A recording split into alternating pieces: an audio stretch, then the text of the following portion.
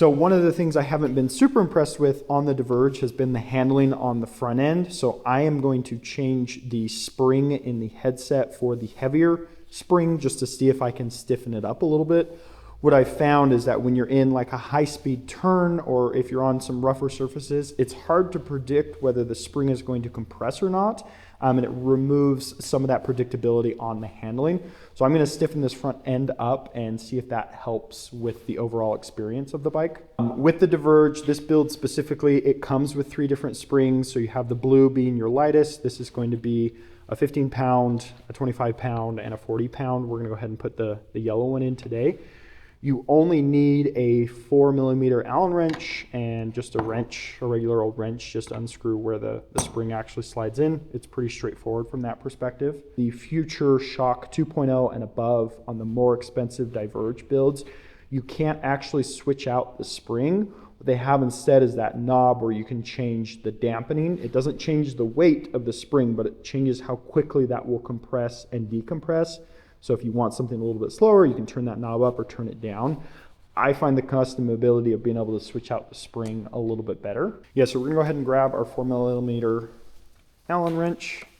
All you have to do is loosen the top a little bit. So just loosen it up slightly, just enough where you can move the wheel. And then what you'll have to do is get this top cap started. Oh, good, nice and loose. So just get that started. It just unscrews. Shouldn't be on there too tight. This is just cosmetic. It doesn't actually do anything. It does keep out some of the moisture. So the idea here is to pull off just the stem and not the whole piece. And then you'll need your crescent wrench. So we're going to use this guy since I don't have a specific size.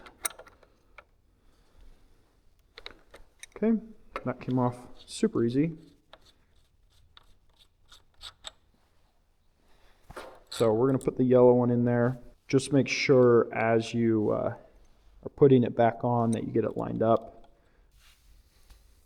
Okay, and we're just going to finish screwing that piece in. Doesn't need to be super tight, just nice and snug. Stem back on. Make sure it's lined up. A little pound.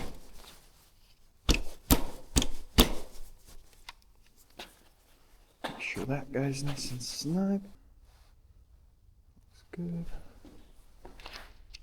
Screw this guy back on.